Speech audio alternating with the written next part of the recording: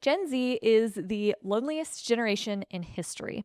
Isolation driven by social media, economic pressures, and major world and life transitions. It is reported that nearly 30% of this generation feels alone and isolated.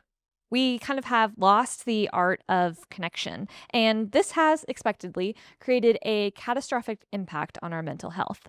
This impact is so significant that it is driving people, specifically women, to pursue autism and other diagnoses like it. We hear story after story of women receiving this diagnosis, but we haven't stopped to think about whether it's really autism or if we are seeing a direct result of isolation and trauma. For years, we've assumed that it is nothing but ASD, but reporter Christina Buttons tells a different story. So let's unpack it together. Welcome back.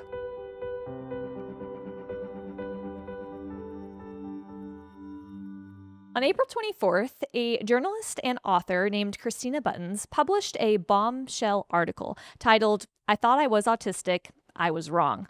As you can imagine, that title didn't exactly go over well, and the comments section did not disappoint. Hundreds and hundreds of comments calling her things like a fascist, a CIA psyop, a transphobe, a Kool-Aid drinker, a Mossad agent, the list goes on. And all of this was because she was simply bold enough to engage in self-reflection and come out publicly by saying she was wrong about her autism diagnosis. She realized that maybe herself and her doctor had gotten it wrong. Now, something very important to know about Christina is that she experienced significant trauma in her childhood. And I won't discuss the details here. If you want to learn more, you can read her article, which I will link below. What you need to know is that Christina struggled with depression and self-harm beginning in her childhood and going all the way through her high school years and into early adulthood. This affected her ability to socialize and to make friends, and this struggle followed her into her early 20s. She found it easier to just stay home with her pets and her plants than try to engage with the real world and with people. Then, like so many of us, Christina turned to social media and to the countless online articles talking about late diagnosed autism. She began to think perhaps that this might be the origin of so many of her social struggles and decided to pursue a diagnosis. She received that diagnosis shortly after she first began investigating in 2019. Christina says, quote, "I joined the online autism community on Instagram, a loose network of accounts that created content about the condition, where I found other women with stories very similar to mine. Using the hashtag #ActuallyAutistic, hundreds of users claimed that their lived experience gave them not only the exclusive authority to identify autism, but also the right to self-diagnose.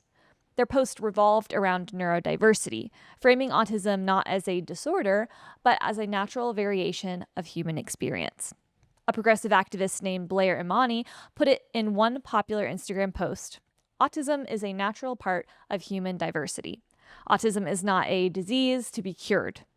At first, I saw this interpretation as positive, but the more I learned about the framework and the deeper that I sank into its world, the more uneasy I became, end quote. Why is this such a disastrous viewpoint?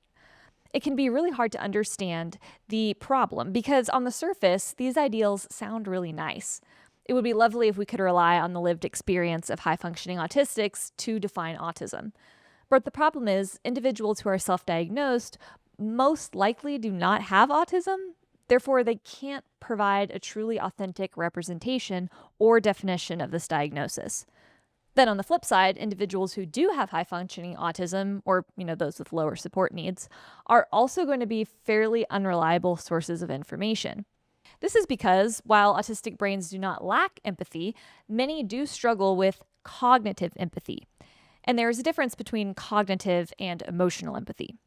Emotional empathy is the ability to feel and resonate with others' emotions. And many people with autism are able to do this very well. Some even have a heightened sense of emotional empathy. But cognitive empathy is the ability often called perspective taking. And this is the intellectual ability to identify and understand a person's mental state and perspective without necessarily feeling those emotions yourself. So basically, it's the thinking with someone rather than feeling with them. And this is the type of empathy that we use to understand the why behind certain behaviors, especially those associated with more profound autism. So, if a lower support needs autistic truly does have this diagnosis, they might struggle to place their mind in the perspective of somebody who's living with, say, profound autism. So, really, either way you examine it, it is kind of clear that low support needs autistics really can't accurately speak into the experience of those living with profound autism. Yes, they can find important insight into their own personal experience, but they don't necessarily have the authority to define this diagnosis across the board, especially because, in their perspective, autism is not a disorder, but a natural variation in human experience. Or at least that is the statement that Christina found so prevalent in many of the online advocates. And this is a little bit contradictory also, because the name itself has the word disorder in it. But I digress. To take it back to Christina,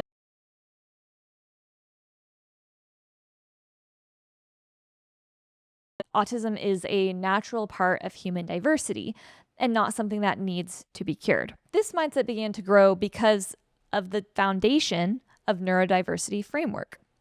Christina writes, quote, "Neurodiversity is rooted in an academic framework that recasts autism as a minority identity whose only true impairments are the barriers created by a neurotypical world.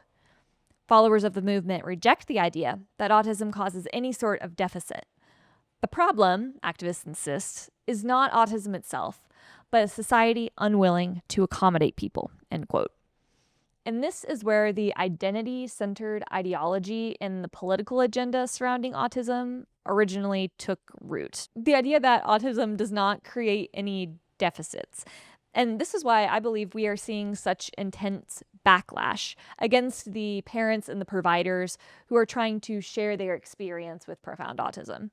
Because to imply that this diagnosis is anything other than mere neurodiversity is interpreted as a direct attack on the identity of these individuals and these self-advocates.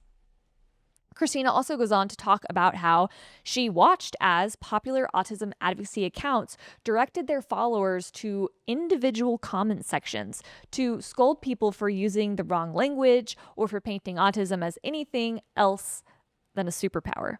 I've seen this happen to a lot of the influencer moms that I follow, and even some friends of mine, advocates who are just trying to raise awareness for the profoundly impacted community. I think this is what I wish more people understood about the war on autism, because right now it really feels very one-sided.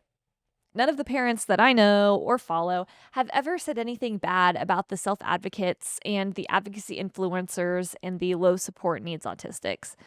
These parents don't have a beef with that side of the spectrum. But just like anyone else, they can only take so much gaslighting and harassment and outright social media abuse before they are forced to respond. So to insist that autism itself is not the problem, but that the problem is society being unwilling to accommodate is absurd. This is because nobody is asking or trying to abolish autism, and nobody's saying that we want these people banished from society, right? That's not the focal point of the conversation. What many parents and providers are asking for is better standard of care and help for their kids who are struggling with extreme comorbidities and behaviors. So to accommodate profoundly autistic behavior, in many cases, complete accommodation would be a death sentence for many of these children. Because to accommodate their behaviors means to accommodate for the fact that they have no sense of danger or risk or even pain in some cases. So it makes perfect sense why Christina and many other advocates become uneasy with this worldview. To just blatantly accept autism as it is for everything it is doesn't make any sense when it comes to the profoundly impacted. Upon further investigation, Christina also discovered that the idea of glamorized autism has become a very powerful cultural script in which more and more women have decided to use to reinterpret their lives. She wrote, quote, "This happened very swiftly, partially because an autism diagnosis is not especially difficult to obtain. This process, which has no medical objective tests and relies primarily on self-reported traits interpreted by individuals and clinicians, leaves enormous room for confirmation bias and error. My own evaluation did not consider alternative explanations for my experience, only that they had been present since childhood. And research shows that more and more people, especially young women, are over-identifying with psychiatric diagnoses because they are desperate for some sort of label to explain their struggles or their abnormalities. End quote. And here we are back at the fact that a lot of times what shows up as undiagnosed autism behaviorally might really truly be something else. It might be unaddressed childhood trauma, which can look very similar to ASD. That was the case for Christina, and I think it might be the case with a lot of adults who receive this diagnosis later in life. It looks like autism, but the assessment is based on self-reported behaviors. And the spectrum for what behaviors qualify as ASD is so broad, it's pretty much lost all of its meaning. And adults, especially women, are so desperate to understand why they feel lost and isolated that they're willing to pursue a psychiatric diagnosis or an autism diagnosis. I mean, Gen Z women are the most unhappiest demographic in the entire country. They are reportedly the most anxious, the most depressed, and the most worried for the future. Gen Z women are suffering, and a lot of them are finding it a lot easier to seek out a diagnosis rather than to engage in self-reflection to try to get to the root cause of the issue. And some of this blame does fall on the medical community for not offering better guidance. But a lot of it, I believe, comes from women who just don't want to or don't know how to take responsibility for their own experiences.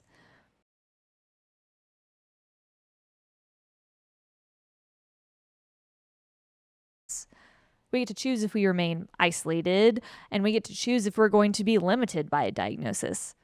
And this is such a radical idea because so many of us Gen Zers are told to literally do anything but take accountability for our own lives. We're told to, blame our parents, blame our teachers, our bosses, our doctors, our politicians, the global warming, whatever, for our struggles. And while this method might be comforting, it really kind of leaves us helpless. Because if nothing wrong in our lives is ever our fault, then there's nothing we can do to change anything. And Christina explains this well. She explains that after she realized she too had fallen for the trap of the label and made the choice to remove herself from it, her life changed for the better. She said, quote, "Losing the autism label allowed me to regain something more valuable than certainty. It gave me back agency. My difficulties didn't disappear, but they no longer defined the limits of who I could become." There's comfort in a story that shifts the responsibility away from the self, and sometimes that comfort is almost irresistible. But in the end, it's better to believe in the possibility of change than to embrace a narrative that says you never had any choice at all. And it's this. Her difficulties did not disappear, but they no longer defined the limits of who she was. So, many adults are allowing their diagnosis to define the limits of who they are. And I think this can definitely be most easily seen within the ASD community, but it is by no means exclusive to it. I think this is a temptation that many of us can struggle with, especially as Gen Zers. It feels almost expected to take on an identity of suffering. It's like if you aren't oppressed for your race or for your sexuality, maybe you suffer because of your mental diagnosis or your gender identity or your religious preference, the list goes on. And the stakes feel high because the message is being drilled into our brains that if we don't identify with suffering, we're either suppressing or living in denial. And the origin of all this can be traced back to the fact that we have lost sight of the purpose of a diagnosis. It was never intended to gridlock people into limitations. It was intended to be used as a tool. But in order for a diagnosis to become a tool, it requires an immense amount of hard work and personal accountability. And that's frightening, but it's incredibly necessary. And it starts with one simple question. What would you risk to stop orienting your identity around suffering? What would you risk to chase the job of your dreams or to find your true love? What would you risk to live the life that you have always wanted to live? And yes, it might be more comfortable to stay within self-imposed limitations of a diagnosis or an identity, but our lives were never intended to be about the pursuit of comfort. We as humans are hardwired for adventure and growth, but we can't do that if we keep ourselves shackled to an identity of suffering. And this is really what Christina realized.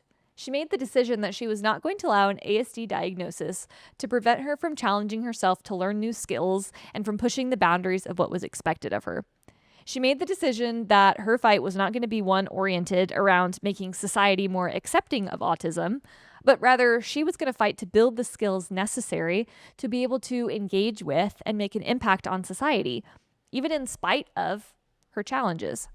And this is the mindset that we really all ought to strive for. There's a misconception that hard automatically equals bad.